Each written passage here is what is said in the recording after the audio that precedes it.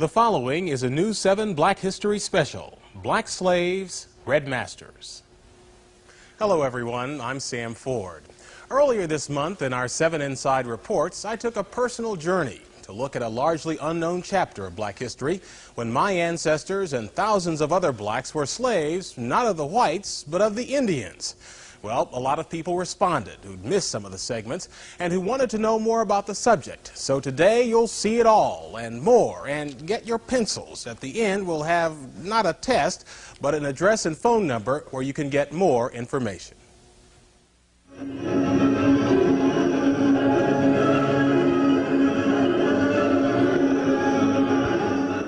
Every summer at Tahlequah, Oklahoma, the Cherokee Indians sponsor their Trail of Tears pageant, the story of how the U.S. government robbed the so-called 5 civilized tribes of their homelands in the South and moved them by force to Oklahoma.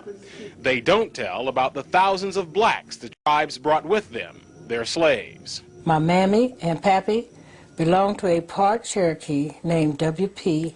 Thompson when I was born. The woman reading is my sister, Elaine Ford Staton, but the words are those of our great-grandmother, Phyllis Thompson Pettit, whose Georgia-born parents were brought by the Cherokees over the trail.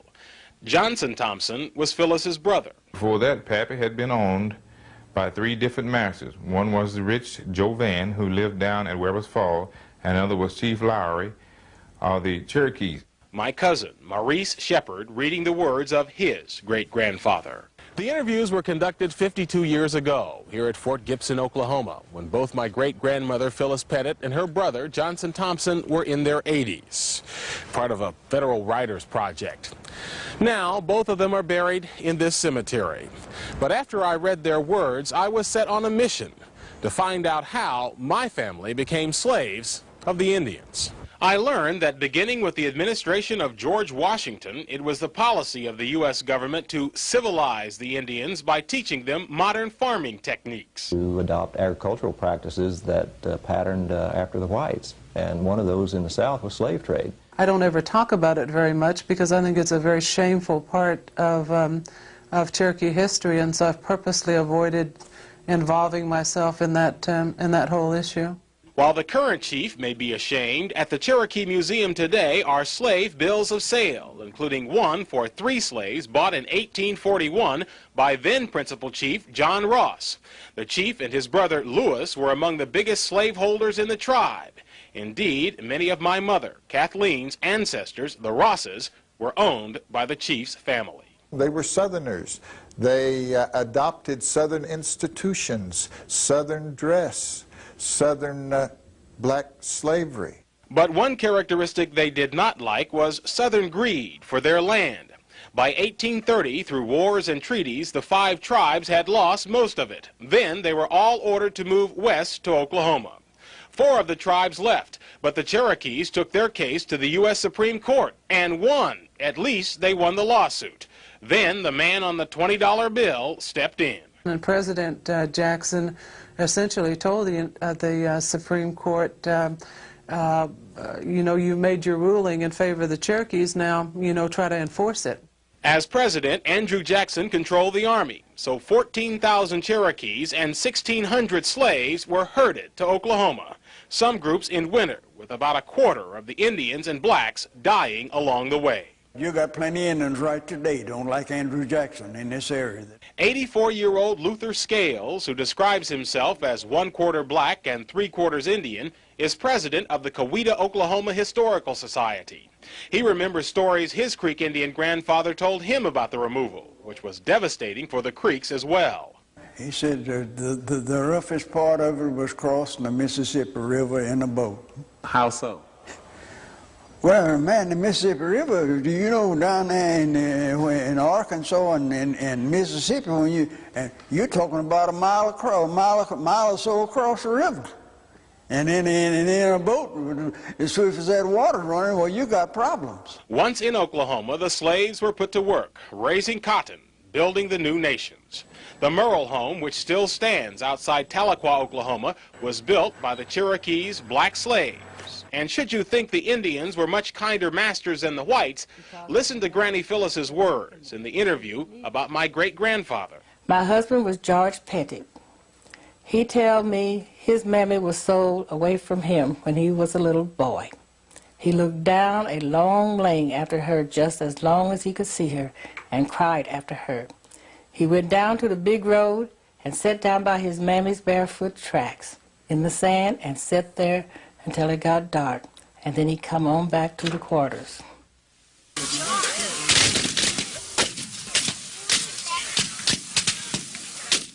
Oklahomans reenacting the Civil War Battle of Honey Springs.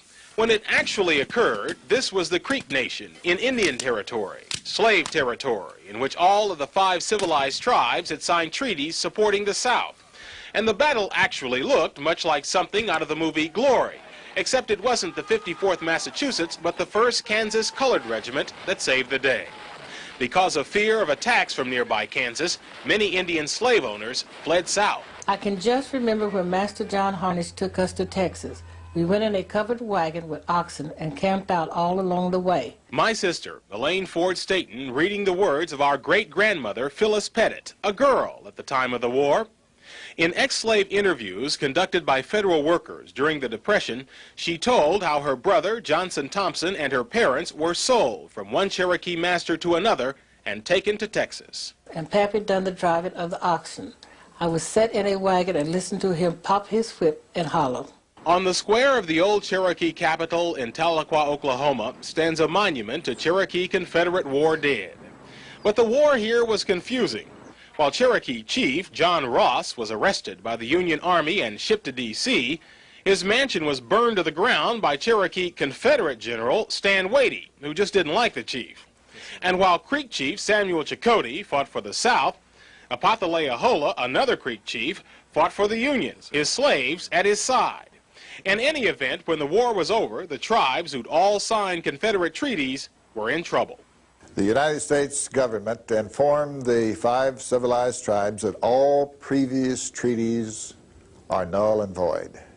And the first thing to be accomplished is to sign a peace treaty. The new treaties meant the Indians lost more land. And since this wasn't legally considered the United States, Abraham Lincoln's Emancipation Proclamation had not covered Indian slaves. So the treaty said they had to be freed. One of the things the federal government required in those treaties was that these tribes adopt the blacks as equal members of the tribe, their former slaves. One day, old Master stayed after he ate breakfast, and when us Negroes come in to eat, he said, "After today, I ain't your master anymore.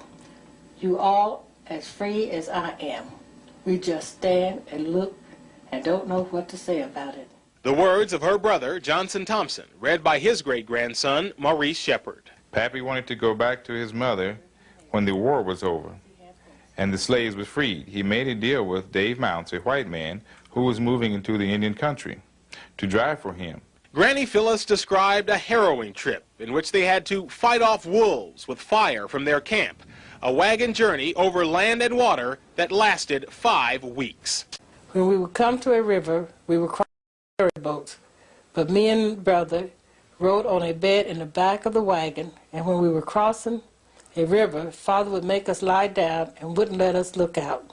He was afraid we would fall out in the river. Finally, they arrived back to Fort Gibson in northeastern Oklahoma, where their father's mother was working as a cook for the U.S. soldiers.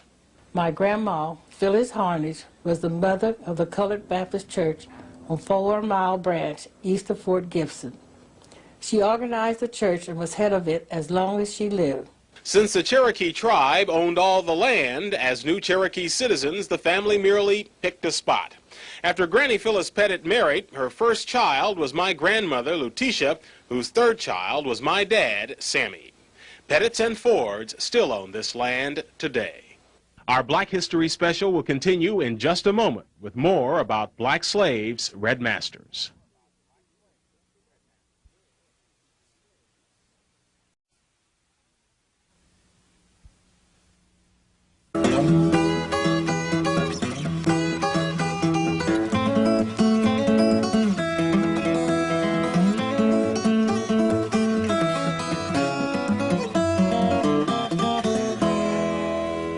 The ex-slaves were called freed men, and the freedmen of the Indians had reason to dance.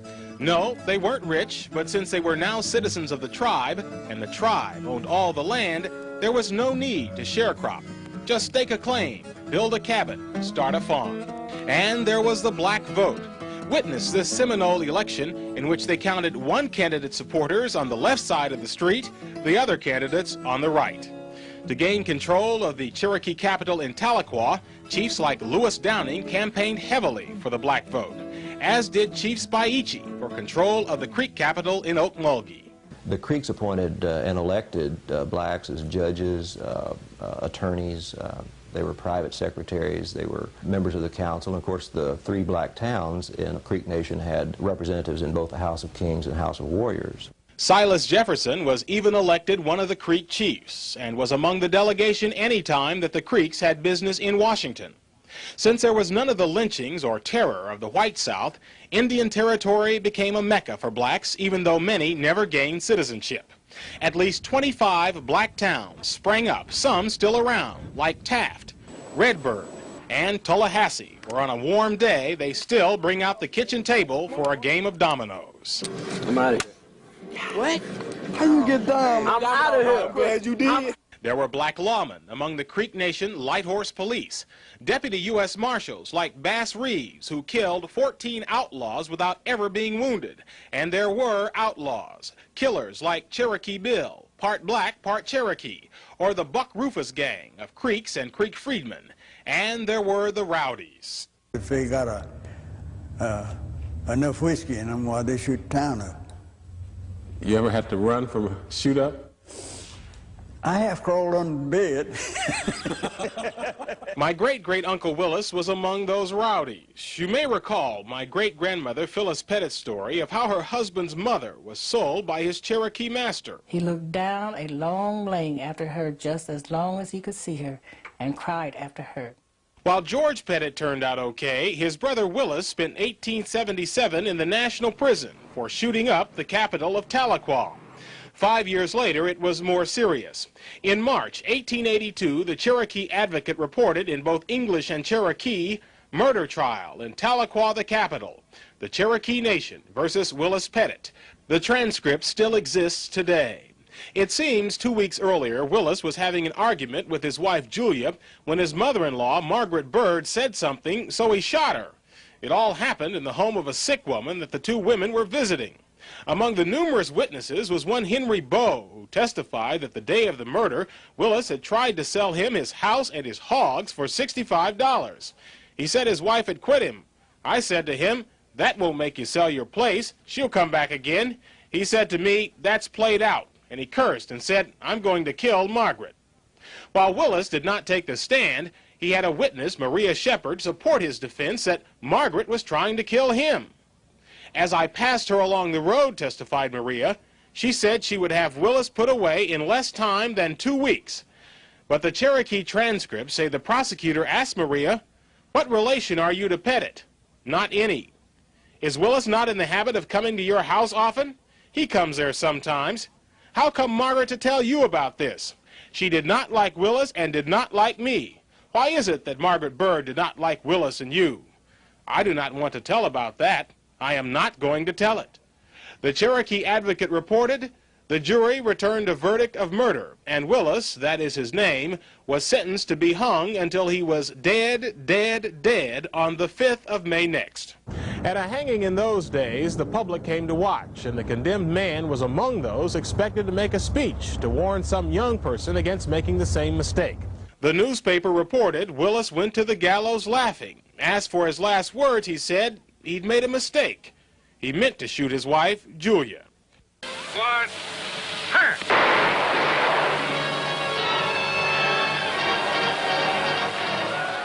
The Oklahoma Land Rush was the beginning of the end for the 5 Indian republics. 1889, Congress had given to anybody fast enough to grab it much of the land confiscated from the tribes who'd supported the South in the Civil War. 9 years later, Congress made the Indian governments irrelevant by taking title to the land they still held and sending in the Dawes Commission to split it up and allot it as private farms to the individual Indians and freedmen who were members of the tribes. At mass gatherings like this, they were interviewed to determine whether they were legitimate tribal members or squatters. In the Cherokee Nation, folks like my grandmother, Letitia Ford, had no trouble proving their legitimacy and received deeds to their land. She received 60 acres. My grandpa, John Ford, was a non-citizen but had access to land through Letitia and their children. The Fords, John's parents, Harry and Zerilda, had migrated from Kentucky in the 1870s, but Zerilda had died, and Harry had remarried a Creek freedman woman, gaining access to land as well. But some of the blacks had no connections, had not married citizens, but had established farms on tribal lands. Now, somebody was about to receive an allotment that included their farms. In the Tallahassee community in the Creek Nation, many of them turned for help to great-grandpa Harry Ford, a Baptist minister, and, says his 85-year-old surviving son Andrew, a prominent farmer. My dad had a big barn, loft full of hay, corn. He once had sharecroppers. But he didn't have gas lights, and that proved tragic when he came to Washington, D.C. that day, seeking someone in authority to help his neighbors keep their land. The October 19th, 1906 Evening Star reported the story. It said he took a cab to a hotel called the Philadelphia House at 348 Pennsylvania Avenue, which is where the National Gallery of Art now is. It said he asked questions around the hotel. Quote, the visitor said he wanted to meet some Baptist ministers in this city as he thought they might assist him to transact some important business in which he was interested. Then he went to bed in a room which had a gas light. My Uncle John Ford picks up the story. Instead of him turning it out, he blew it out, and he became asphyxiated. Then the rumors are that he was really on to something, you know, that was going to benefit blacks, and maybe it was foul play. Somebody killed him. Yes, now that was a rumor. The D.C. death certificate said Harry Ford, age 70s, cause of death, asphyxia. He had $1,000 more when he left home. When he got it back, he didn't have a dime on him nowhere. Naturally wouldn't have. In the cheapest casket they could buy, and shipped him back to Oklahoma. As for the blacks Harry was trying to help, they lost out. But all of his and his second wife's descendants received 160 acres of Creek land. They became targets for rip-offs by land speculators. And when oil was discovered on Harry's grandson Dan's land, he was essentially kidnapped. Dan, they run him way out towards California trying to make him sell his place and all that. They called them land grafters. Dan was no fool. He refused. Andrew said when oil was discovered on his allotment, he had no problem with land grafters, but later both he and Dan lost their wealth. That's when they got Dan Tucker. The banks went busted and cleaned our ass out. The end of Indian Territory meant the end of an era, of 40 years of tribal citizenship for blacks, the end of centuries of self-rule for the proud tribes, the Choctaws, Chickasaws, Cherokees, Creeks, and Seminoles. The descendants of those black slaves and red masters after this. We now look at the descendants of those black slaves and red masters and what they're doing today. We start at what was great-grandpa Harry Ford's homestead in Creek Country. Home now of the Dean family, the owner Herman Dean, one of about 10 black farmers still left in the area. Another was his brother-in-law, 66-year-old Sherrod Parker, the former sheriff of Wagner County, Oklahoma, still living on the allotment his family received from the Creek tribe. Sherrod mainly raises cattle. He says he stayed in farming while others have gotten out because of his dad. He always told us kids, if you take care of the farm will take care of you. We went to the old Cherokee capital of Tahlequah, where the local bank displays its name in both English and Cherokee. I wanted to hear the language spoken, so my cousin, Maurice Shepard, stopped a buddy on the street. Hello, Phil. You all right? His name is Walter Whitekiller, which means one of his ancestors killed a white person. There are also Cherokees named Mankiller, Sixkiller, and Tenkiller. We dropped by a meeting of the 5 civilized tribes and found most tribes have kicked the blacks out. That was one of the things that the Creek people wanted to do, was to get it back to where that the Muskogee Creek Indians would have full control. The chief says there were no major complaints, but when the Cherokees did the same thing, 92-year-old Roger Nero filed a lawsuit. And they just rejected us. Chief Wilma Mankiller says she sympathizes that it was not her decision, but My job now is to uphold the Constitution. In the federal lawsuit and appeal, the Cherokees won. But among the Seminoles, the historically close relations between black and red have not changed. We have 12 Indian bands and the 2 Freedmen bands. Lawrence Cudjoe, head of the Bruner Band, says it's because Seminoles and their slaves fought together against the U.S. Army. Our forefathers, they died together. And the help that the Freedmen gave the Seminoles, the Indians, was so, they made a blood treaty that they, as long as the water flows and the oak tree grows, that they would be a part of that nation. They were just that close. Near Muskogee, we met 76-year-old Napoleon Davis, whose grandparents were slaves of the Creeks. He's a retired carpenter who's building this. Well, I'm trying to build a shrine they call Oklahoma Creek Freedmen Shrine, dedicated to the memory of the Creek Freedmen. He hopes descendants of Indian slaves will come here to share and record much of the oral history that is so rapidly dying out. We seem like we are people that sit down and wait for other people to write our history, and it's not good. He says he doesn't know if he'll be healthy enough or live long enough to finish his shrine, but he says his 3 children have promised if he doesn't finish it, they will. Get your pencils ready if you want more information about black slaves, red masters.